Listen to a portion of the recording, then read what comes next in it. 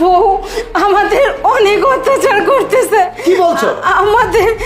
আমাদের ডাইনিং রুমে না বসে ড্রয়িং রুমে বসে দেখো কি করতেছে। আমাদের এখানে খাবার দিয়ে মুখটা এসে ধরে আমাদের খাওয়াচ্ছে। আমরা বলতে পারবো না ভাই। কি বলছো তোমরা ভাবি ভাইয়া? আমার প্রিয়া তো এরকম না। তো তোমাদের কোথাও ভুল হচ্ছে। ওরা ভুল বলছে, মিথ্যা কথা বলতেছে। আমি এরকম করিনি।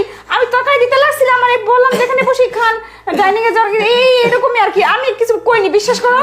ভাই তোর ভাবি সত্য কথাই বলতেছে। তুমি না থাকায় তোমার বউ আমাকে আর তোমার ভাবিকে অনেক অত্যাচার করে, আর প্রতিদিন একটা ছেলে আসে। ভাই এই কথাটা আমরা তোমাকে বলবো দেখি। বাস বাস ভাবি, ভাইয়া যে কথাগুলো বলছে সব সঠিক? হ্যাঁ ভাই, এগুলো সব সত্যি কথা। ওকে প্রিয়া, এগুলো কি বলছে? না না, ওনারা মিথ্যা কথা বলছে, বানিয়ে বলছে। আমি এমন কিছু করিনি। চুপ, একদম চুপ। তার মানে তুমি কি বলতে চাচ্ছ যে আমার পিতৃতুল্য যে বড় ভাই সে আমাকে মিথ্যে কথা বলছে?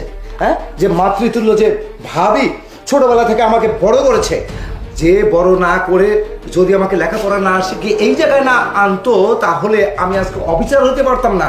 আর তোমার সুখ স্বাচ্ছন্দ্যের জন্য যত কিছু করার সমস্ত কিছু আমি করে যাচ্ছি, এবং তোমার কাছে একটাই চাওয়া, সেটা হলো আমার মা এবং এই যে বাবা, মানে আমার মায়ের মতো ভাবি এবং আমার পিতৃতুল্য যে ভাই, তাকে দেখার জন্য তোমাকে রাখা, আর অন্য কিছু তোমার কাছে চাইনি।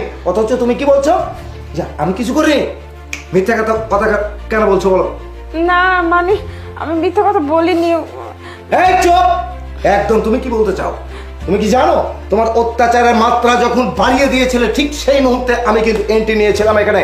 কিন্তু আমি তোমাকে বলিনি, যখন তুমি মারছিলে আমার ভাবি ভাইকে এইভাবে ধরে বেঁধে রেখে যখন এরকম করতেছিলে, যখন মুখ থুবড়ে পড়ে তারা খাচ্ছিল এবং তার তোমার সঙ্গে যে বয়ফ্রেন্ড ছিল সেই বয়ফ্রেন্ডটা তোমাকে সহযোগিতা করছিল, তুমি কি মনে করেছো আমি কিছুই দেখিনি?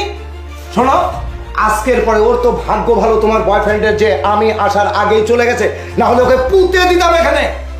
আর আমার মা, আমার বাবা, আমার ভাবি এবং আমার বড় ভাইয়া, যাকে ছাড়া আমি বাঁচতে পারি না এক মুহূর্ত, আমি ভাবতে পারি না, তুমি তাদের উপরে এত অত্যাচার করেছো।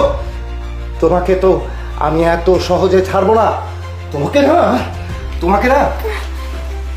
আমি আমার এই থানাতে নিয়ে গিয়ে এমন টর্চার করাবো আমি মহিলা কনস্টেবল দিয়ে, জীবনে তুমি মনে রাখবে এমন চার্জশিট তোমার বিরুদ্ধে করাবো 10 বছরের আগে তুমি বের হতে পারবে না।